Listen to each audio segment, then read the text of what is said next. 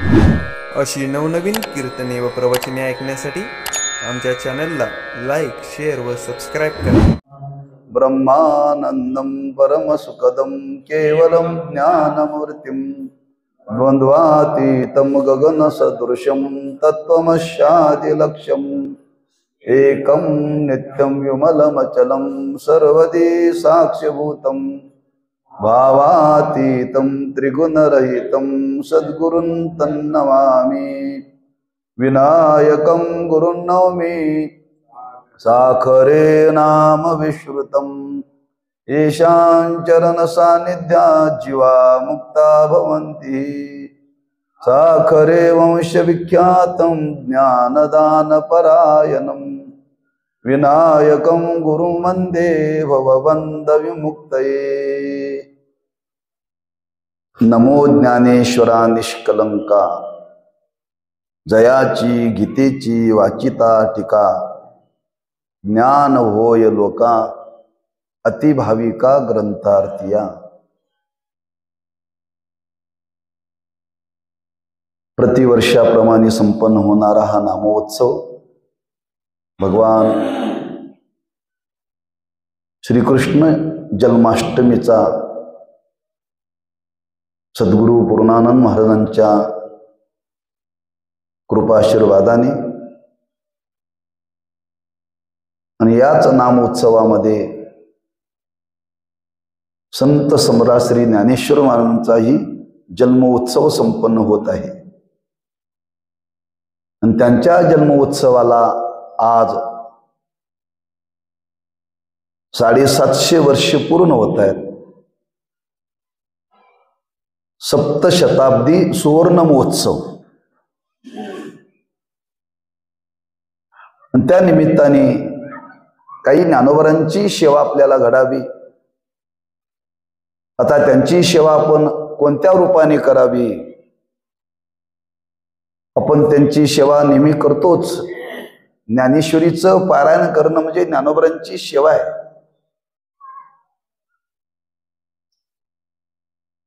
कारण वाङ्मयाच्या रूपाने आज त्यांचं अस्तित्व या भूतलावरती अबाधित आहे बरं का.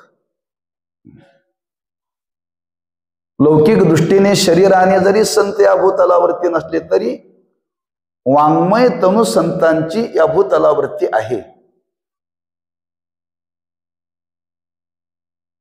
त्या वाङ्मयाच्या रूपाने आपण नेहमी ज्ञानोबरांची सेवा करतो. पण या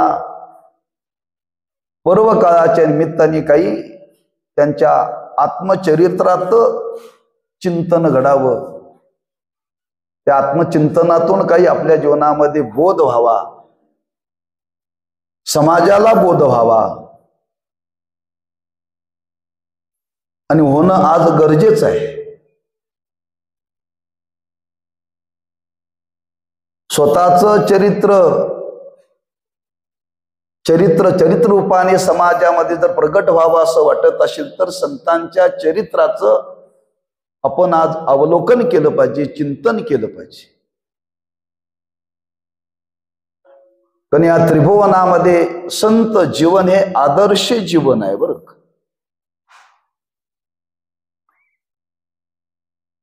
म्हणून त्यांच्या चरित्राचं आज अवलोकन आपण करत आहोत. संतांचं चरित्र अगाध आहे, अमोघ आहे आणि दिव्य आहे बरं का. जरी मानव तनु धारण करून जरी संत या भूतलावरती अवतीर्ण जरी झालेले असले तर चरित्र मात्र दिव्य आहे बरं का. ज्ञानोबरांनी वर्णन केले, धरुणी सगुण रूपे केली बाळ क्रीडा. बाळ क्रीडा शब्द वापरला. जसं भगवंतानी सगुण रूप धारण करून बाळ क्रीडा केली आणि त्या बाळ क्रीडेच्या माध्यमातून गोपाळांना गोपिकांना सुख दिलं बरं का. किंबहुना त्या बाळ क्रीडेतून अनेक दुष्टांचा संहार करून त्यांना मुक्त केलं. त्याच न्यायाने ज्ञानोबरांनी आपल्या अवतारामध्ये ही केलेली बाल क्रीडा आहे बरं का, बालवयामध्ये केलेली आहे आणि ती जगाच्या उद्धाराकरता केली बरं का. म्हणून आज त्यांचं चरित्र म्हणजे आज समाजाच्या बाबतीत उपकारक त्यांचं जीवन आहे बरं का. चरित्र सामान्य चरित्र नाहीये.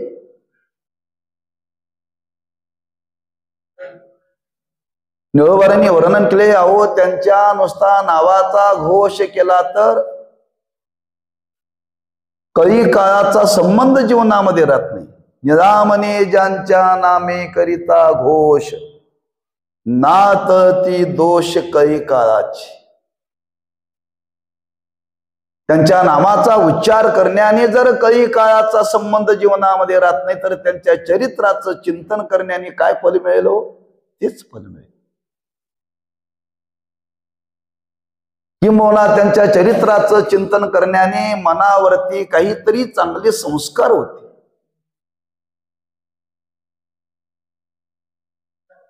म्हणून त्यांच्या चरित्राचं जर आपण चिंतन जरी करायचं ठरलं तरी त्यांचं चरित्र दिव्य स्वरूपाचं आहे बरं का. बालवयामध्येच अल्प काळामध्ये त्यांनी केलेलं महान कार्य आहे. एवढं महान कार्य केलं, जे कार्य देवाला सुद्धा करता आलं नाही ते कार्य संतांनी केलं बरं का. दिव्य. ब्रह्मलीन श्री गुरु साखरे महाराज नेहमी सांगायचे, देवाच्या चरित्रापेक्षा ज्ञानोबरांचं चरित्र एक काकण सरस आहे बरं का. एक काकण सरस आहे. म्हणजे अधिक विशेषता त्यांच्या चरित्रामध्ये. मग त्यांच्या या चरित्राचं चिंतन करायचं म्हणजे त्यांच्या अवताराचं नेमकं काय प्रयोजन आहे. म्हणून अवताराच्या प्रयोजनाचा आपण थोडासा विचार केला, आणखी थोडासा त्याचा विचार करणं गरज आहे. केवळ लौकिक चरित्र याच्यापेक्षा त्यांचं आध्यात्मिक चरित्र आज जाणून घेण्याची गरज आहे बरं का. लौकिक चरित्र आज जगाला माहितीच आहे. ज्ञानोबरांनी रेडा बोलवला, ज्ञानोबरांनी भिंत चालवली, ज्ञानोबरांनी मेलेल्या माणसाला जाग केलं, ज्ञानोबरांनी गीतेवरती भाष्य केलं. हे सर्वांना ज्ञातच आहे. सर्वांना ज्ञात आहे म्हणजे काही ना या अध्यात्माचे संस्कार आहेत त्यांना. पण अंतरंगातून त्यांचं चरित्र जर पाहिलं ना, आज जगाकरता अतिशय उपकारक त्यांचं चरित्र आहे बरं का. ही मंडळी या भूतलावरती अवतीर्ण होतात. कशाकरता अवतीर्ण होतात, कुठे अवतीर्ण होतात, त्याचा थोडासा विचार आपण या संबंधाने सुरदासांच्या मुखातून ऐकलाय थोडासा. मी तिकडे जाणार नाही आज बरं का.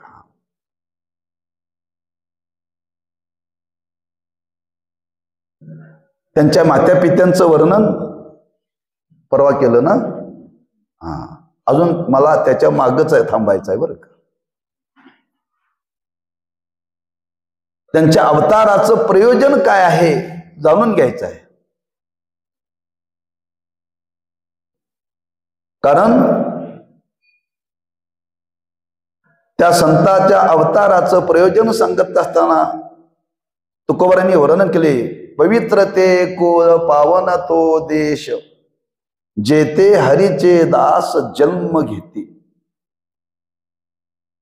पवित्र तो देश, पवित्र ते कुळ, काय कुळ पावन बरं का. म्हणजे जिथं संत अवतीर्ण होतात तो देश पवित्र आहे. पवित्र ते कुळ पावन तो देश. पवित्र कुळामध्ये पावन देशामध्ये संत अवतीर्ण होतात. किंबहुना जिथं अवतीर्ण होतात त्या देशाला, त्या कुळाला पवित्रता प्राप्त होते. हा भाग वेगळा. पण अवतीर्ण होत असताना मात्र ते पवित्र कुळातच अवतीर्ण होतात. मग ज्यांच्या पोटी अवतीर्ण झाले ते कुळ पवित्र आहे. थोडस आपण पाहिलं ते त्या मात्या पित्यांचं जीवन किती पवित्र आहे. अत्युच्च कोटीचं जीवन पवित्र आहे बरं का. अशा पवित्र कुळामध्ये पावन देशामध्ये संत अवतीर्ण होतात बरं का. किंबहुना व्यवहारामध्ये विचार आहे, चांगलं बी पेरण्याकरता जमीन चांगली लागते. चांगलं बी पेरण्याकरता जमीन चांगली लागते. हा, कुठल्या तरी जमिनीमध्ये चांगलं पीक येत नाही. चांगलं पीक येण्याकरता जर जमीन चांगली लागते, तर चांगले महात्मे अवतीर्ण होण्याकरता सुद्धा तो देश चांगला लागतो, ते कुळ चांगलं लागतं बरं का. अपवाद आहेत कुठंतरी असे अवतीर्ण झालेले. म्हणून अशा या पवित्र कुळामध्ये पावन देशामध्ये संत अवतीर्ण झाले. आणि अवतीर्ण होऊन त्यांनी काय कार्य केलं, गरज होती का? हो, देवाच्या अवतारानंतर सुद्धा संतांच्या अवताराची समाजाला गरज आहे बरं. म्हणून थोडासा आपण विचार मांडला आरंभाला.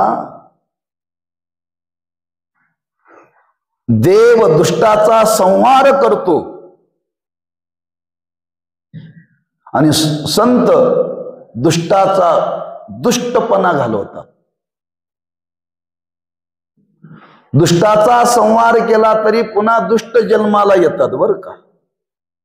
पुन्हा दुष्ट जन्माला येतात. पण दुष्टाचा दुष्टपणा जर घालवला तर समाजामध्ये दुष्ट वृत्तीचे रोग राहत नाहीत बरं का. म्हणून देवाच्या कार्यातला आणि संतांच्या कार्यातला हा थोडासा फरक आहे. हा, देव कधीही दुष्टाचा दुष्टपणा घालवू शकत नाही. आपल्याला कथा माहिती आहे शिशुपाळाची.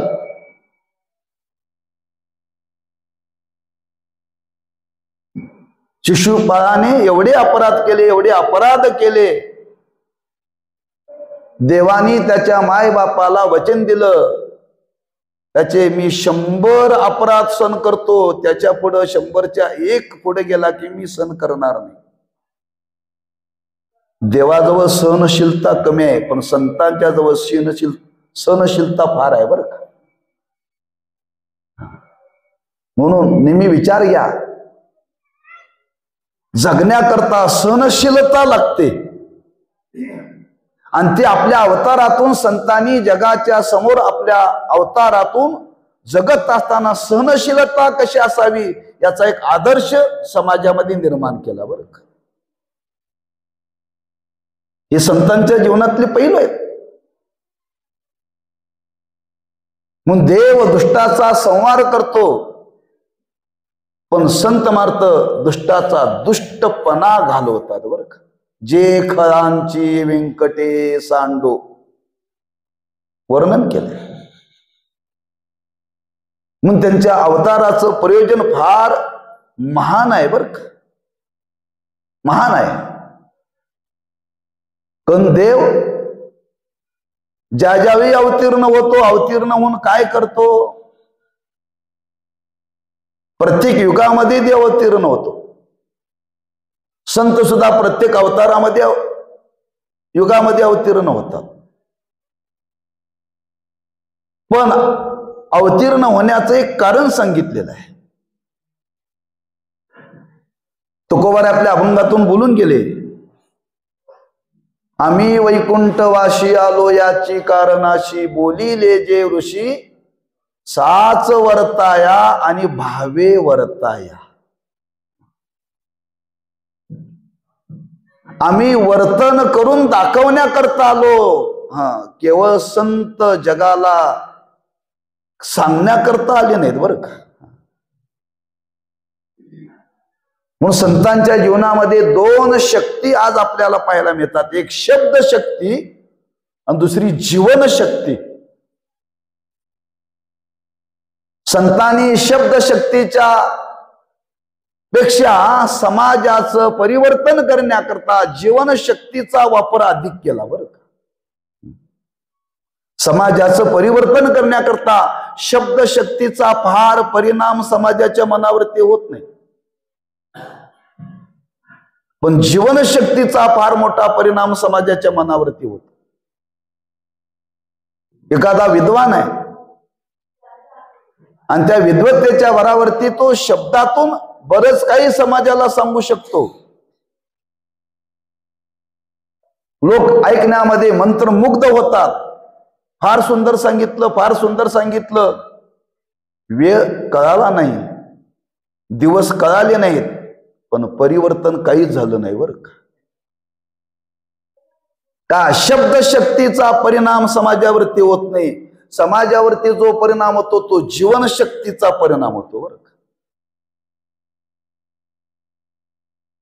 म्हणून देव आणि संत यातला थोडासा फरक आहे.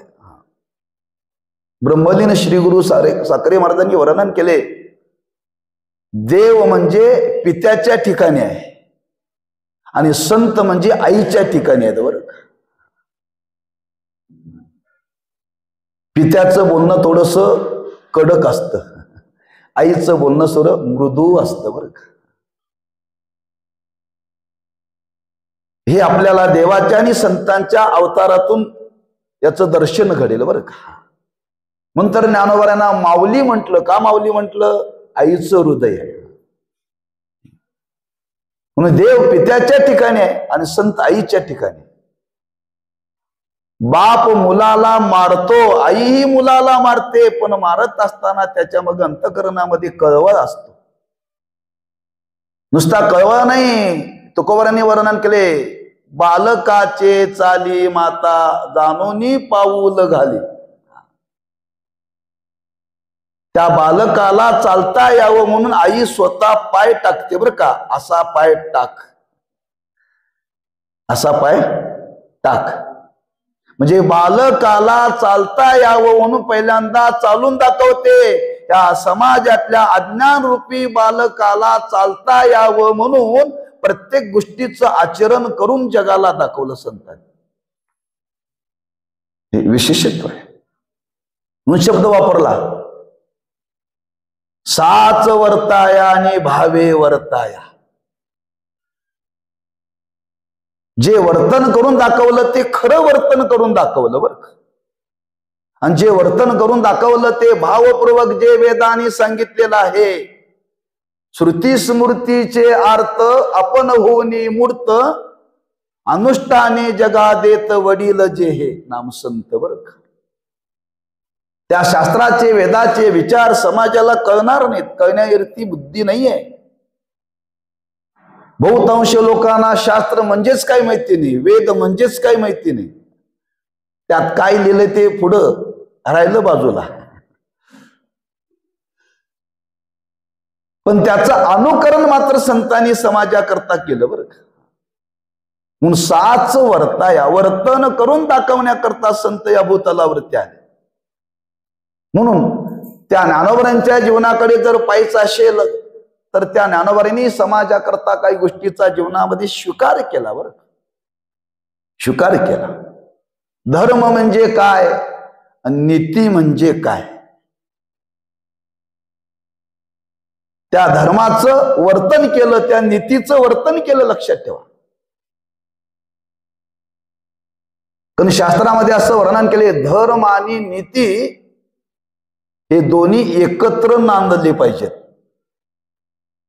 दोन्ही एकत्र नांदले पाहिजेत. धर्म म्हणजे नारायण आणि नीती म्हणजे लक्ष्मी. धर्म म्हणजे पुरुष आणि नीती म्हणजे स्त्री. दोघांनी एकमेकाच्या हातात हात धरून शेवटवेरी चाललं पाहिजे बरं का. आणि त्या धर्मनीतीची आज शिकवण साधू संतांनी आपल्या आचरणातून समाजाच्या समोर दिली बरं का. हा, धर्म धर्म म्हणजे काय? केवळ शब्दातून बडबड केली नाहीये, त्या धर्माचं आचरण त्यांनी केलं. नीती नीती म्हणजे काय? समाजाला केवळ शब्दातून सांगितले नाहीये, त्या नीतीचं आचरण केलं. प्रत्येक गोष्टीचं त्यांनी समाजाच्या समोर आचरण केलं, लक्षात ठेवा. म्हणून तर नाथ महाराजांनी इथं वर्णन केलंय की त्यांच्या वैचारिक जीवनामध्ये भ्रम नाही, भावनिक जीवनामध्ये व्यभिचार नाही भक्ती, आणि आचार जीवनामध्ये अधर्म नाही, भ्रष्टता नाही. आचार, विचार आणि भावना हे तिन्ही शुद्ध आहेत बरं का, तिन्ही शुद्ध आहेत. आचाराची शुद्धता, विचाराची शुद्धता, भावनेची शुद्धता ही समाजाच्या समोर त्यांनी प्रगट करून दाखवली बरं का. नुसतं शब्द वापरलाय त्यांचं वर्णन करताना, प्रगट गुह्य बोले. काय गुह्य होतं? धर्म म्हणजे काय? गुह्य होता, तो प्रगट केला. नीती म्हणजे काय? गुह्य होती, प्रगट केला. भक्ती म्हणजे काय? गुह्य होती, समाजाचे नाव प्रगट केली. वैराग्य म्हणजे काय? प्रगट केलं. भक्ती म्हणजे काय? प्रगट केली. विवेक म्हणजे काय? प्रगट केला. आणि तो केवळ शब्दातून प्रगट केला नाही, आचरणातून प्रगट केला बरं. म्हणून आज समाजाचा सर्वांगीण विकास होण्याकरता समाजाच्या समोर आचार जीवन हे पाहिजे, ते आदर्श स्वरूपाचं पाहिजे, उच्च कोटीचं पाहिजे. नंतर शब्द वापरला निष्कलंक. कलंक जीवनामध्ये असता कामा नाही. किंबहुना कधी कधी देवाच्या जीवनामध्ये कलंक पाहायला मिळेल, पण संतांच्या जीवनामध्ये कलंक पाहायला मिळणार नाही. तसं माणसाने जीवन जगत असताना कलंक रहित जीवन जगावं, हा एक आदर्श समाजामध्ये प्रगट केला बरं का. हा, फार जीवनामध्ये काही मिळवू नका, पण जीवनामध्ये कोणत्या क्षेत्रामध्ये कलंक लागणार नाही याची काळजी घ्या बरं का. असं जीवन जगता येतं, हे जीवन त्यांनी जगाला जगून दाखवलं बरं का, जगून दाखवलं. प्रत्येक गोष्टीची त्यांनी समाजामध्ये स्थापना केली. म्हणून त्यांच्या जीवनाकडे जर पाहायचं असेल तर पाहत असताना अशा दृष्टीने पहा. तुम्हाला विवेक या शास्त्रामध्ये पाहायचा ना, विवेक म्हणजे ज्ञानोबरांच्या जीवनाकडे पहा. वैराग्य, वैराग्य म्हणजे काय? ज्ञानोबरांच्या जीवनाकडे पहा. भक्ती, भक्ती म्हणजे काय? ज्ञानोबरांच्या जीवनाकडे पहा. कर्म, कर्म म्हणजे काय? ज्ञानोबरांच्या जीवनाकडे पहा. धर्म, धर्म म्हणजे काय? ज्ञानोबरांच्या जीवनाकडे पहा. चालता बोलता धर्म म्हणजे ज्ञानोबर आहे. चालतं बोलतं वैराग्य म्हणजे ज्ञानोबर आहे. चालती बोलती भक्ती म्हणजे ज्ञानोबर आहे. चालतं बोलतं कर्म म्हणजे ज्ञानोबर आहे. तुम्हाला वैराग्य म्हणजे काय शास्त्रात व्याख्या वाचायला मिळेल, पण कळणार नाही बरं का वैराग्य म्हणजे काय. धर्म म्हणजे काय तुम्हाला शब्दातून शास्त्रामध्ये ऐकायला मिळेल, पाहायला मिळेल. भक्ती म्हणजे काय कळेल. कर्म म्हणजे काय शब्दातून कळेल, पण त्याचं स्वरूप जर प्रत्यक्ष जर पाहायचं असेल तर त्यांच्या जीवनाकडे पाहावं. हा, साक्षात त्यांनी जीवनामध्ये प्रत्येक गोष्टीचा स्वीकार केला बरं का, स्वीकार केला. विवेक आहे. विवेक, विवेक कशाला म्हणतात? दोन गोष्टीतला भेद कळणं याला म्हणतात विवेक. दोन गोष्टीतला भेद कळणं याला म्हणतात विवेक. खरं काय आणि खोटं काय हे कळालं पाहिजे बरं का. जर जीवन आनंदमय व्हावं असं वाटत असेल तर दोन गोष्टीतला भेद कळाला पाहिजे. संसार म्हणजे काय आणि परमार्थ म्हणजे काय कळालाच पाहिजे. लोक म्हणतात आम्हाला गरज नाही, अज्ञान आहे. औषध खाऊन जीवन सुखी होत नाही, तंत्र मंत्राने जीवन सुखी होत नाही.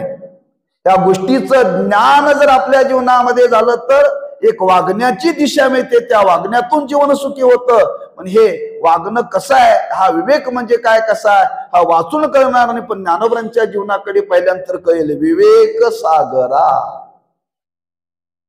वर्णन केले त्यांचं. त्यांनी असत्याला जीवनामध्ये महत्व दिलं नाही, सत्याला महत्व दिलं. त्यांनी असत्याचा जीवनामध्ये स्वीकार केला नाही, संतांनी संसार केला नाही का तो खोटाच आहे, केलाच नाही. फक्त परमार्थच केला का परमार्थ खराय, हा विवेक त्यांच्या जीवनातून पाहायला मिळतो का. फक्त आपल्याला शास्त्रात व्याख्या मिळेल, पण ज्ञानोबरांच्या जीवनामध्ये विवेक प्रत्यक्ष पाहायला मिळेल. संसाराचा संबंधच जीवनामध्ये ठेवला नाही, विषयाचा संबंधच जीवनामध्ये ठेवला नाही. लक्षात ठेवा. त्यांनी कधी खोट्या कार्याला महत्व दिलंच नाही, लक्षात ठेवा. खोट्याचा जीवनामध्ये कधी स्वीकार केलाच नाही, केला तो खऱ्याचाच जीवनामध्ये स्वीकार केला. म्हणून खरं आणि खोटं हे कळालं पाहिजे. खरं आणि खोटं कळाल्यानंतर खोट्याचा त्याग करायचा आणि खऱ्याचा अंगीकार करायचा, याला म्हणतात विवेक. हा कुठं पाहायला मिळेल, ज्ञानोबरांच्या जीवनामध्ये. ज्ञानोबरांच्या जीवनामध्ये बरं का. म्हणून साच वर्ताया, प्रत्येक गोष्टीचं वर्तन करून दाखवलं बरं का. म्हणून तर त्यांच्या चरित्राचं चिंतन करण्याचं कारण आहे. का करावं, समाजाचा सर्वांगीण विकास व्हावा असं वाटत असेल, समाजामध्ये जर दैवी संपदा नांदावी असं जर वाटत असेल, तर ती संत जीवनातून नांदते बरं का, नांदते. मुलगी कुठं नांदते, सासरला, बरोबर आहे ना. ही गोष्ट आपल्याला माहिती आहे. मुलगी सासरला नांदते. देव कुठं नांदतो, संतांच्या घरात नांदतो.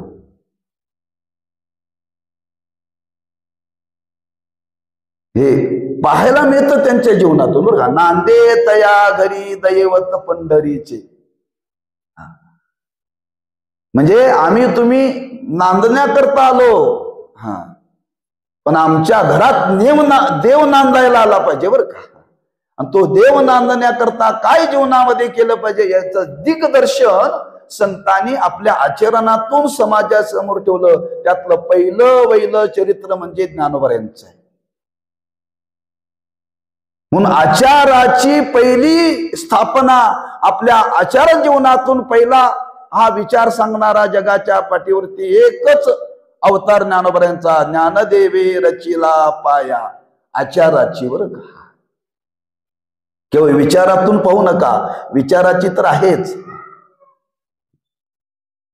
का समाजाला या गोष्टीची गरज आहे बरं का. या गोष्टीची गरज आहे.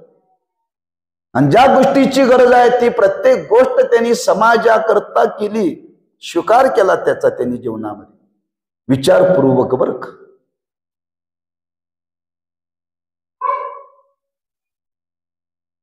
रिद्धी सिद्धी महात्म्यांच्या जीवनामध्ये हात जोडून उभ्या होत्या, पण पोट भरण्याकरता रिद्धी सिद्धीचा स्वीकार केला का हो?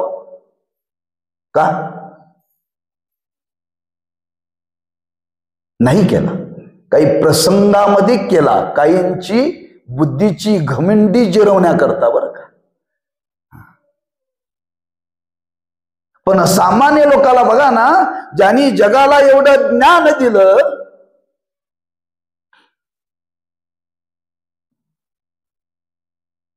पण 2 टाइमचं पोट भरण्याकरता भीक मागितली हो.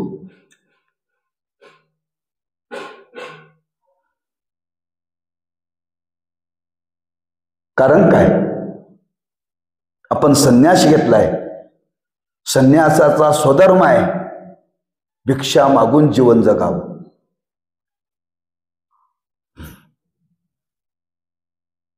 भिक्षा मागून जीवन जगावं, याला आचाराची स्थापना म्हणतात बरं का. जगण्याकरता ही मंडळी भूतलावरती अवतीर्ण झाली, समाजाला जगवण्याकरता अवतीर्ण झाली. लक्षात ठेवा. कोणी जगत हो, अहो पशुवादिक सुद्धा जगतात. पशुवादिक योनी सुद्धा जगते. जन्माला आलेल्या पशुला आपल्या जीवनाची चिंता नाही आहे.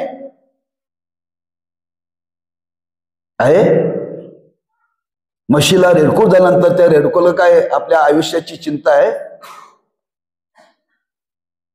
कुत्र्याला 4 पिलं झाल्यानंतर त्याला काय आयुष्याची चिंता आहे?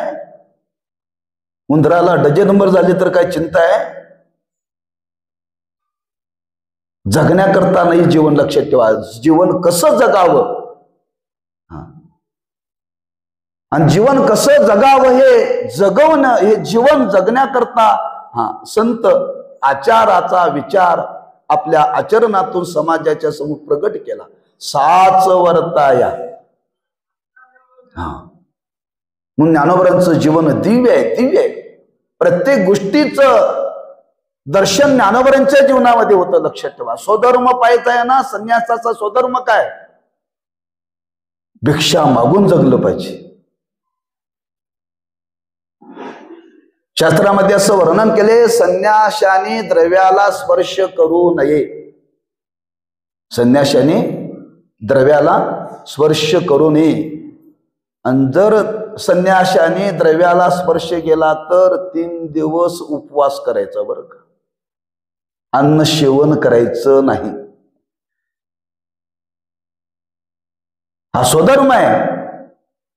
सांगणारे पुष्कळ आहेत पण वागणारे बोटावर मोजण्यासारखे आहेत. हे वागून जगाला दाखवलं बरं का. कसं जगावं आज समाजाला ही शिकवणाची गरज आहे. लक्षात ठेवा. म्हणून आम्ही तुम्ही जन्माला आलेला आहे म्हणून प्रत्येक गोष्ट आपल्याला संतांच्या जीवनातून याचं दर्शन घडतं बरं का. दर्शन घडतं.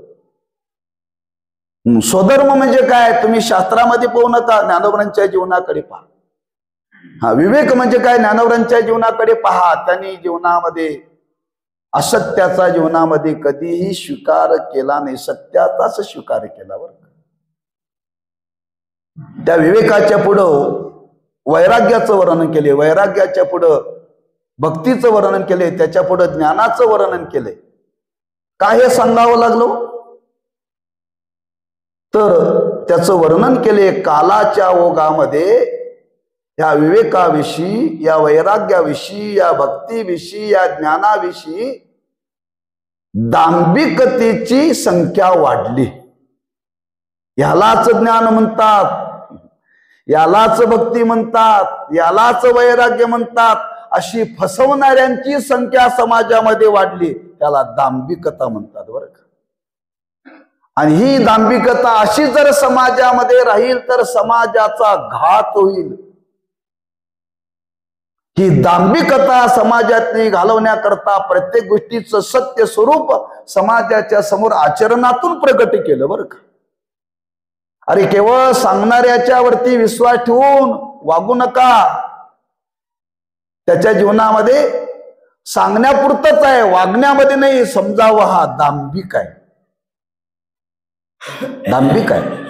मग तो विवेकाचं वर्णन करत असेल, भक्तीचं वर्णन करत असेल, ज्ञानाचं वर्णन करत असेल. ही दांभिकता समाजामध्ये जर अशीच राहिली तर समाज फार दोषी होईल. म्हणून संतांनी विचार केला, ही दांभिकता घालवण्याकरता काय त्या प्रत्येक वस्तूचं स्वरूप आहे, ते स्वरूप त्यांनी आपल्या आचरणातून समाजाच्या समोर प्रगट केलं बरं, प्रगट केलं. समाजाला खरं कळालं पाहिजे, खरं कळालं पाहिजे. लक्षात ठेवा. म्हणून पहिल्यांदा विवेकाचा विचार पहा. म्हणजे विवेक म्हणजे ज्ञानोबरांचं जीवन आहे. त्यांच्या जीवनाकडे पहा. दर्शनातून कळेल विवेक म्हणजे काय. तुम्हाला व्याख्या वाचायची गरजच नाही.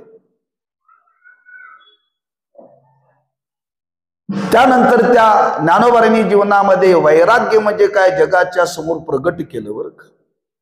वैराग्य म्हणजे काय जगाच्या समोर प्रगट केलं. वैराग्य कशाला म्हणतात? कपड्याचा रंग बदलणं म्हणजे वैराग्य नव्हे, लक्षात ठेवा. विषयाचा त्याग म्हणजे वैराग्य नव्हे, अंतःकरणातल्या वासनेचा त्याग करणं म्हणजे वैराग्य बरं का. अंतःकरणातल्या वासनेचा समूळ त्याग करणं त्याला वैराग्य म्हणतात. आणि हे समाजाच्या समोर प्रगट करून दाखवलं. म्हणून तर नामदेवरायांनी वर्णन केले, वैराग्याच्या गोष्टी ऐकिल्या त्या कानी आता ऐशे कोणी होणे नाही. नामदेव महाराज म्हणतात वैराग्य सांगणारे पुष्कळ होऊन गेले, पण साक्षात वैराग्य नांदणारे अशी आता पुन्हा होणार नाही. ज्ञानोबांच्या विषयी उद्गार काढलेत बरं का. वैराग्य म्हणजे काय? ज्वलंत चालतं बोलतं वैराग्य बरं का. ज्वलंत त्याला म्हणतात. हे त्यांच्या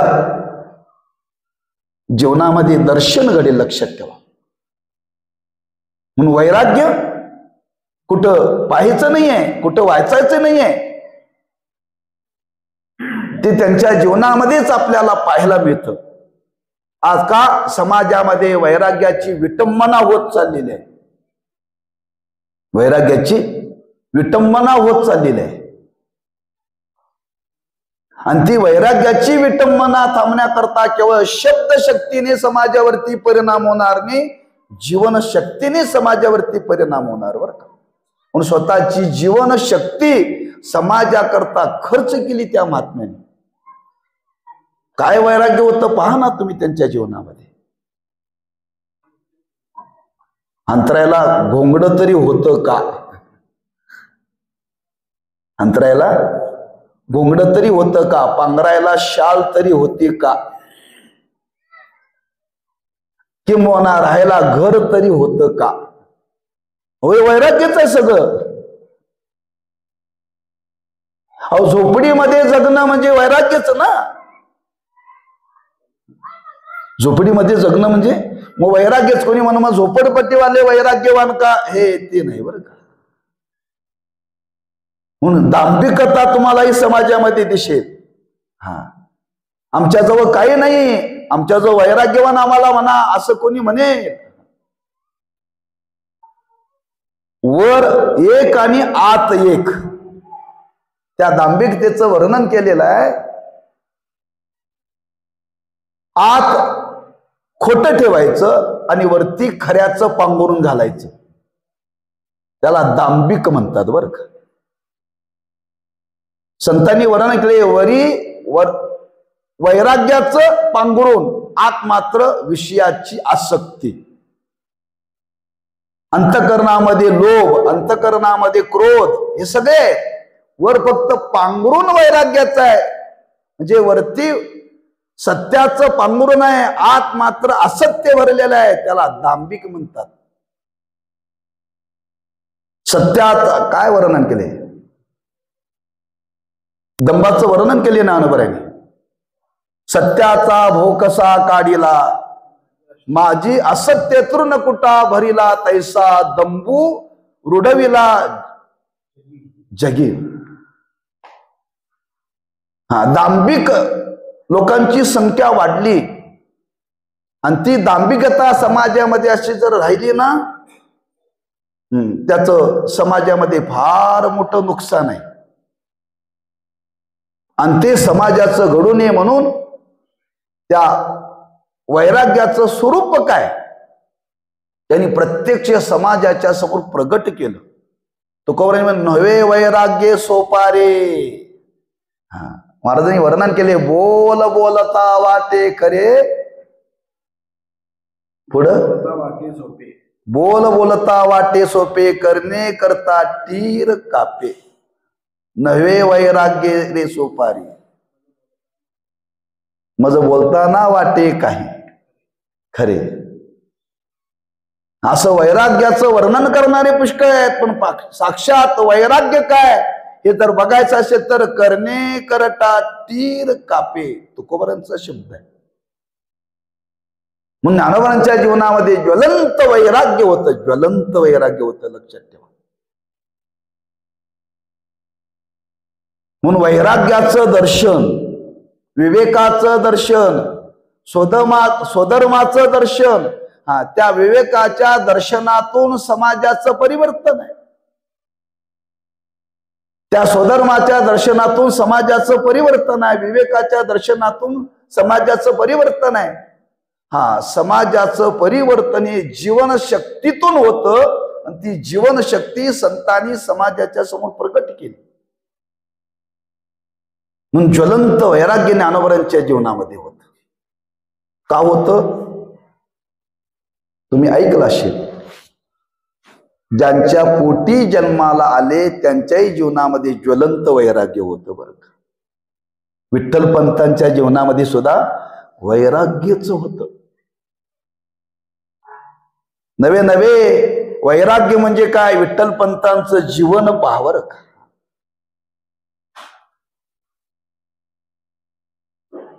दैवी संपत्तीचं वर्णन केलंय आणि त्या दैवी संपत्तीचं वर्णन करताना असं वर्णन केले, त्या दैवी संपत्तीला वाटतं आपली प्रसिद्धी झाली पाहिजे. मग आपली प्रसिद्धी कुठं होते, जे जसं वागतात त्यांच्या जीवनामध्ये जर आपण वास्तव्य केलं तर आपली प्रसिद्धी होते बरं का. दैवी संपत्ता दांभिकाच्या जीवनामध्ये राहत नाही, लक्षात ठेवा. केवळ शब्द ज्ञान सांगणाऱ्याच्या जीवनामध्ये दैवी संपदा राहत नाही, साधू पुरुषाच्या जीवनामध्ये राहते. नव्या अध्यायामध्ये भगवंतांनी वर्णन केले, महात्मा नस्तु माम पार्थ दैवीम प्रकृती माश्रिता भजन्त्यनन्य मनसो ज्ञात्वा भूतादिमव्ययम. त्या महात्म्याच्या आश्रयाला दैवी संपदा येते बर का, वास करते. पाऊस लागू नये म्हणून आपण घराचा आश्रय करतो, झाडाचा आश्रय करतो, तशी ती दैवी संपदा त्या महात्म्यांच्या आश्रयाला येते. त्यांच्या जीवनामध्ये इथे त्यांना माहित हेच आपला स्वीकार करू शकतात बरं का. म्हणून सकल दैवी संपत्तीचं प्रत्यक्ष दर्शन म्हणजे संतांच्या जीवनामध्ये घडतं बरं का. हे वैराग्य आहे आणि वैराग्य त्यांच्या जीवनामध्ये आपल्याला पाहायला मिळतं, लक्षात ठेवा. केवळ घरादाराचा त्याग करणं, विषयाचा त्याग करणं, संपत्तीचा त्याग करणं, लौकिकाचा त्याग करणं, जनाचा त्याग करणं एवढ्यावरती वैराग्य ठरत नाही. त्याची वासना अंतःकरणामध्ये असते. ती वासना समूळ ज्याच्या जीवनातून निघून गेलेली आहे. म्हणून लोक वासना वर्णन केले, शास्त्र वासना, असा कोणताही वासनेचा संबंध त्या महात्म्यांच्या जीवनामध्ये नाही, लक्षात ठेवा. म्हणून केवळ वरपंगाचा त्याग म्हणजे वैराग्य नव्हे, ज्यांच्या अंतःकरणातून ते समूळ निघून गेलेले आहेत. आणि असं वैराग्य ज्ञानोबरांच्या जीवनामध्ये आज पाहायला मिळतं बरं, पाहायला मिळतं. म्हणून चरित्र अवलोकन करण्यासारखं आहे. म्हणून आज अशा वैराग्याची समाजालाही गरज आहे, वैराग्याची गरज आहे बरं का. जीवन जगत असताना वैराग्याचा जीवनामध्ये स्वीकार केला पाहिजे. केवळ भोगावरती जीवन अवलंबून ठेवून आपण आपल्याला जगता येत नाही. वैराग्याचं शील कुठंतरी आपल्या जीवनामध्ये निर्माण झालं पाहिजे. आणि ते ज्ञानोबरांनी आपल्या आचरणातून जगाच्या समोर प्रकट केलं. म्हणून वैराग्याचं चालतं बोलतं जीवन म्हणजे ज्ञानोबर आहे. भक्तीचं चालतं बोलतं जीवन म्हणजे ज्ञानोबर आहे बरं का. भक्ती, भक्ती म्हणजे काय, कशाला भक्ती म्हणतात? देवाविषयी अंतःकरणामध्ये परमप्रीती असणं याला म्हणतात भक्ती. देवाविषयी परम प्रीती असणं याला म्हणतात भक्ती. फक्त प्रेम शब्द वापरला आणि तो भक्ती करता वापरलेला आहे बरं का. बाकी कशा करता तो वापरता येत नाही, वापरता येत नाही. आम्ही सगळीकडेच वापरतोय का आपल्याला त्याची किंमतच कळालेली नाही. आम्हाला किंमत त्याची कळाली नाही. आम्ही म्हणतो माझं प्रेम माझ्या मुलावरती आहे. अरे प्रेम एवढ्या हलक्या दर्जाचं नाही आहे. एवढं प्रेम हलक्या दर्जाचं नाही. ते प्रेम फक्त देवालाच शोभतं, इतर ठिकाणी ते शोभत नाही. आमच्या मुलावरती मोह आहे, मोह. आणि मोहामध्ये दुःख दडलेलं आहे, प्रेमामध्ये दुःख नाही आहे. अशी भक्ती काय आहे ती ज्ञानोबांनी 2 रूपामध्ये जगाच्या समोर प्रगट केली बरं का. 2 रूपामध्ये प्रगट केली. एक आपल्या सद्गुरूंच्या विषयी, हेच माझे खरे गुरु आहेत आणि हेच माझे देव आहेत. आता विश्वात्मके देवे. देवाला देव म्हटलेलं नाही, गुरुलाच देव म्हटलेलं आहे. ज्ञानोबांचं सर्वस्व प्रेम कुठं होतं?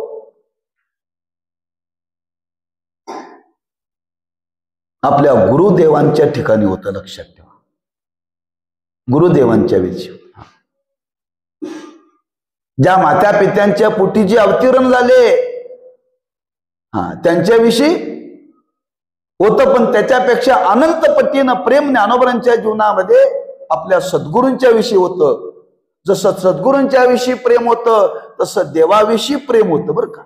ज्ञानोबाला विचारलं, ज्ञानोबा तुम्ही एवढे वैराग्यवान, एवढे तुम्ही ज्ञानी, एवढे विवेक संपन्न, तुमच्या जीवनामध्ये कुठलीच उपाधी नाही, तुमचं प्रेम कुठे आहे सांगा. ज्ञानोबा म्हणतात माझं प्रेम एक ठिकाणीच आहे, माझी मनीची आवडी पंढरपुरा नेईन गुढी. नवे नवे त्या पांडुरंगाच्या समोर उभे राहून सांगतात ज्ञानोबा, तुझी आन वाहीन गा देवराया, बहु आवडशी जीवापासून या. हे देवा पांडुरंगा, देवापेक्षा सुद्धा आम्हाला जीवापेक्षा सुद्धा तू आवडतोस, तुझी आन शपथ घेऊन सांगतात. हे प्रेम ज्ञानोबांच्या जीवनामध्ये पाहायला मिळतं. हे प्रेम शास्त्रात वाचून कळत नाही. ही भक्ती बर का. त्या भक्तीचा गाभा म्हणजे प्रेम. भक्तीचा गाभा म्हणजे प्रेम. आणि प्रेम ज्ञानोबांच्या जीवनामध्ये, अशी भक्ती ज्ञानोबांच्या जीवनामध्ये होती. लक्षात ठेवा, केवळ भक्ती त्यांनी जगाला सांगितले नाही, भक्तीचं आचरण त्यांनी जगाच्या समोर केलं बरं. ज्ञानोबांनी जगाला सांगितलं नाही तुम्ही पंढरपूरला जा. ज्ञानोबा म्हणतात माझी आवड आहे, मी पंढरपूरला चाललोय, मी पंढरपूरला चाललोय. जगाला जा म्हणून त्यांनी उपदेश केला नाही. ज्ञानोबा एकदा पंढरपूरला गेले, आज 700 वर्ष झालं माणसं पंढरपूरला जात आहेत. हे सांगून घडत नाही, वागण्यातून घडतं बरं. ही भक्ती जगाच्या समोर त्यांनी प्रगट केली बरं का.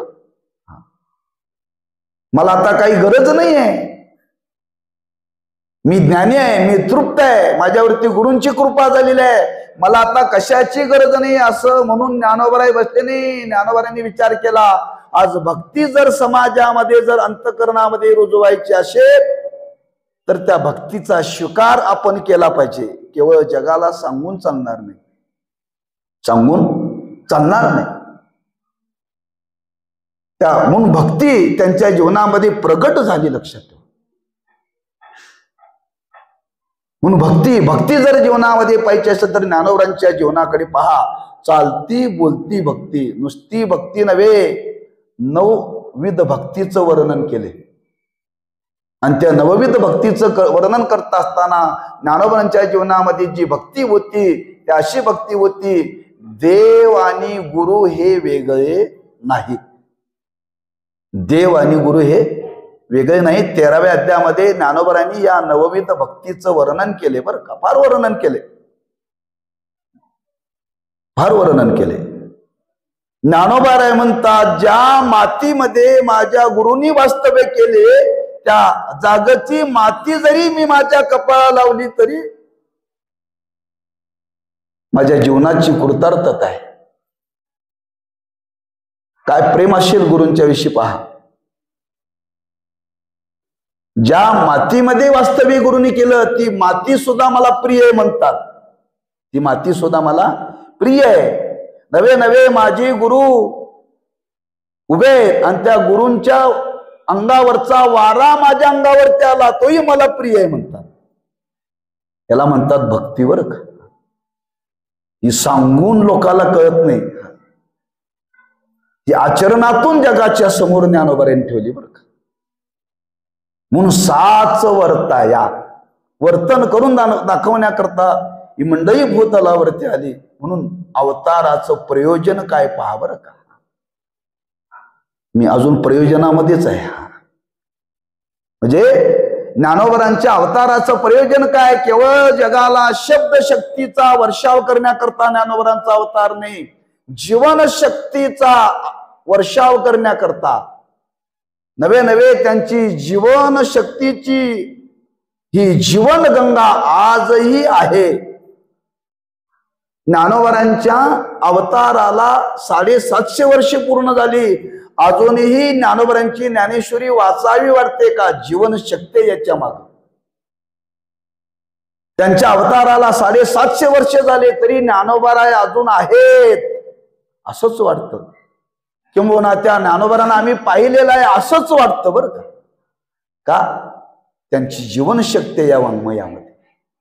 आणि त्या जीवनशक्तीचा त्यांनी आपल्या जीवनामध्ये या समाजाच्या उद्धाराकरता, समाजाच्या विकासाकरता, समाजाच्या परिवर्तनाकरता आपल्या जीवनामध्ये त्यांनी केला. हे त्यांच्या अवताराचं प्रयोजन आहे. म्हणून असे हे 4 भावंड, त्या 4 भावंडावरती ज्ञानोबारांचा हा अवतार आहे. आणि तो आज समाजाच्या उद्धाराकरता, समाजाचं परिवर्तन करण्याकरता त्यांनी शब्द शक्तीच्या द्वारे समाजाला उपदेश केला, यात नवल नाही. पण त्यांनी आपल्या जीवनशक्तीच्या द्वारे समाजाला बदललं. हे त्यांच्या जीवनातलं दिव्य आहे. असं त्या ज्ञानोबारांचं जीवन दिव्य आहे. असं त्या अवतारातला एक प्रयोजनातला भाग आहे. आणखी भाग आपल्याला पुढं पाहायचा आहे. आपली वेळ संपली. पुंडलिक वरदारी विठ्ठल श्री ज्ञानदेव